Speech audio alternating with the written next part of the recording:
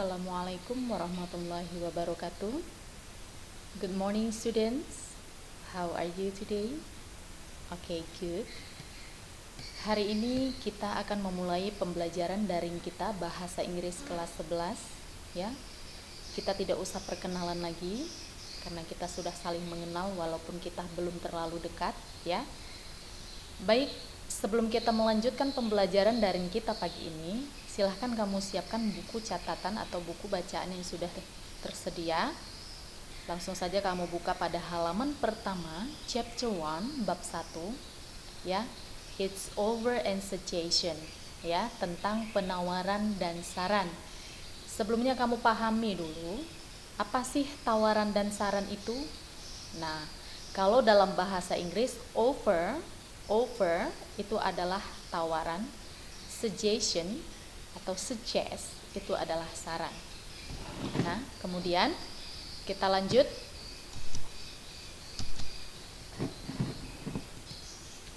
Offer, ya, offer means to give something. Artinya, penawaran itu adalah memberikan sesuatu, baik yang terlihat ataupun tidak. Pernah nggak kamu dalam kehidupan sehari-hari menawarkan seseorang, baik itu dalam bentuk makanan, uang, solusi, atau pertemanan? Bisa jadi dengan tawar-menawar yang lain. Misalnya, dalam kehidupan sehari-hari, temanmu tidak mempunyai uang, padahal dia sangat perlu untuk membeli sebuah buku. Kebetulan kamu mempunyai uang lebih. Nah, mungkin di situ kamu ada inisiatif untuk menawarkan pinjaman uang kepada teman kamu. Nah, itu merupakan offer yang pertama ya. Kemudian apa sih fungsi sosial dalam offer? Apa fungsi sosial dalam penawaran tersebut? Intinya, to facilitate interpersonal communication between different people. Intinya adalah untuk memfasilitasi komunikasi antara orang-orang yang berbeda. Contoh kalimat dalam offer, lihat contohnya. Di situ sudah tertera ya. Shall I take you home? Do you want to help with your homework? Artinya apa? Shall I take you home? Akankah saya mengantarkan kamu pulang? Do you want to help with your homework? Apakah kamu ingin bantuan atau apakah ingin kamu dibantu untuk mengerjakan PR kamu? Nah, itu offer ya. Kemudian ada beberapa expression atau ungkapan atau kalimat yang bisa kita gunakan dalam membuat kalimat tawaran. Sebenarnya kamu di sini dituntut dalam membuat sebuah kalimat ataupun ungkapan ya dalam bahasa Inggris. Baik, di sini yang sering kita gunakan ungkapannya adalah ada may I, can I, shall I, words or how about I. Nah, di situ belum lengkap, hanya penggunaan kata awal.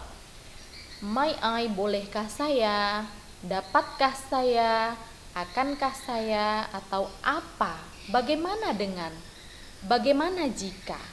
Nah, sebenarnya dalam kehidupan sehari-hari dalam bahasa Indonesia kita sering menggunakan penggunaan kalimat dalam penawaran. Hanya saja kalau dalam bahasa Inggris mungkin jarang atau bahkan kamu tidak pernah menggunakannya. Nah, di sini kita akan mempelajari. Oke? Nah, ini belum lengkap.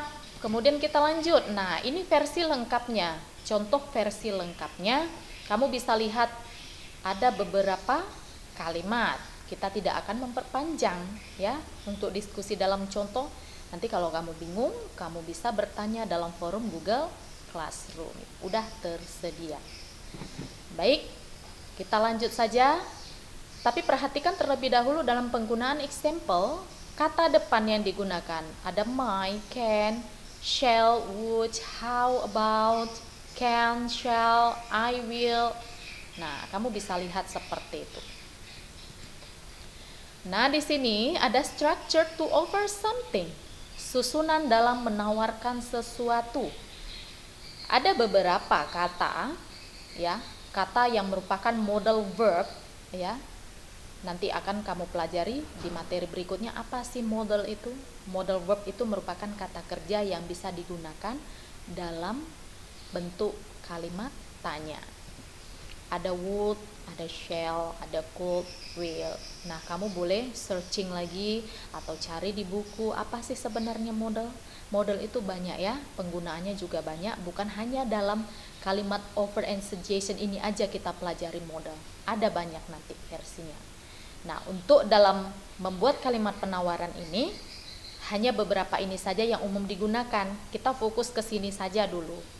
Nanti kita lanjut di pelajaran berikutnya. Nah, untuk modal verb, kemudian ada di situ subjek, ada objek. Ini susunan dalam membuat kalimat tawaran. Kata yang pertama digunakan itu harus modal, ya. Kamu pahami dulu yang namanya kalimat pertanyaan dan pernyataan. Di sini banyakkan kamu lihat kalimat pertanyaan yang sebenarnya tidak membutuhkan jawaban yes atau no. Tapi di sini kamu membutuhkan respon, apakah kamu menerima tawaran tersebut atau menolak. Contohnya tadi dalam bahasa Indonesia, maukah kamu meminjam duit, maukah kamu memakai duit saya terlebih dahulu misalnya. Nah, si lawan bicara bisa menerima ataupun menolak. Yes, of course misalnya, ya tentu. Atau bisa saja menolak, no, I don't think so. Nah, kamu sertakan alasannya apa kamu menolak. Nah, seperti itu. Nah, jadi ada juga yang namanya kalimat offer. Kalimat penawaran itu dalam kalimat pernyataan, ya. Tidak selamanya dalam bentuk kalimat pertanyaan atau kalimat tanya, tapi di sini kalimat tanyanya bukan yang membutuhkan jawaban yes atau no. Nah, itu. Susunannya yang pertama itu harus kata kerja model, kemudian disusul dengan subjek, kemudian disusul dengan objek. Nah, di sini kalimatnya kalau kita satukan menjadi would you care for another cup of tea? Apakah kamu mau segelas atau secangkir teh? Nah, itu kan merupakan penawaran tuh. Coba lihat contoh berikutnya. Shall we take you there? Akankah kami mengantarmu ke sana? Nah, itu kan merupakan tawaran. Kamu bisa menolak ataupun menerima. Nanti kita pelajari beberapa contoh how to responding the over sentences. Oke. Berikutnya. Nah, ini dia yang kita tunggu-tunggu dari tadi. Responding to suggestion. Bagaimana meresponkan sebuah saran. Nah, ini saran ya. Sebenarnya kita belum masuk kepada definisi saran, ada di bawah slide bawah nanti. Kamu akan lihat. Yang jelas kalau dalam versi bahasa Indonesia, ya, yang namanya kalimat saran itu kita sudah terapkan dalam kehidupan sehari-hari. Jadi sebenarnya ini bukan materi yang begitu sulit. Nah, itu. Jadi kamu bisa melihat di sini ada beberapa susunannya. Kalau tadi bagaimana respon untuk menerima tawaran, sebenarnya hampir sama dengan responding to suggestion. Tidak jauh beda. Bedanya hanya tergantung apa yang ditawarkan dan apa yang disarankan. Nah, kamu lihat di sini ada 3 kolom. Kolom pertama, making suggestion, bagaimana cara membuat saran, atau inilah contoh kalimat saran ataupun tawaran ya. Kemudian kolom berikutnya accepting, accepting itu menerima. Kemudian kolom berikutnya declining atau refuse, itu menolak ya. Misalnya let's go to movies, yuk kita pergi ke bioskop. Dah. Kalimat untuk menerima saran tersebut bisa juga dengan kata yes, let's go. Kemudian kalimat untuk menolak saran tersebut bisa no, thank you, I don't feel like going. Tidak, terima kasih, saya tidak merasa baik untuk pergi. Nah, itu contohnya. Jadi kamu harus bisa memahami bagaimana membuat kalimat tawaran, offer ya, bagaimana membuat kalimat suggestion, saran, dan bagaimana membuat kalimat dalam menerima ataupun menolak saran dan tawaran tersebut. Nah, itu jadi kamu harus mampu. Itulah tujuan kita mempelajari materi berikut. Dan di sini ada contoh percakapan dalam bentuk penawaran antara Siti dan Jane Itu juga sudah tertera dalam buku cetak kamu silahkan baca, tidak perlu menjelaskan. Intinya dalam conversation atau percakapan tersebut terdapat ungkapan atau kalimat saran ataupun tawaran. Nah itu. Kemudian ini dia definisinya ada terakhir, maaf karena slide-nya juga sudah berpindah ya. Untuk saran itu merupakan kalimat atau solusi yang bisa kita berikan kepada seseorang ya. Nah, bisa diterima ataupun ditolak. Jadi inilah pembelajaran kita hari ini. Sekali lagi kalau kamu punya pertanyaan atau ada yang mengganjal di hati terkait materi saran dan tawaran ini, kamu boleh tanya atau kamu boleh minta keterangan melalui forum Google Classroom atau melalui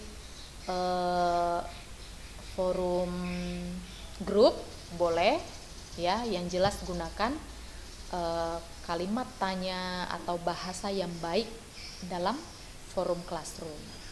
Nah, mungkin itu saja pelajaran kita hari ini. Minggu depan kita lanjut terkait tugas tentang saran dan tawaran ini.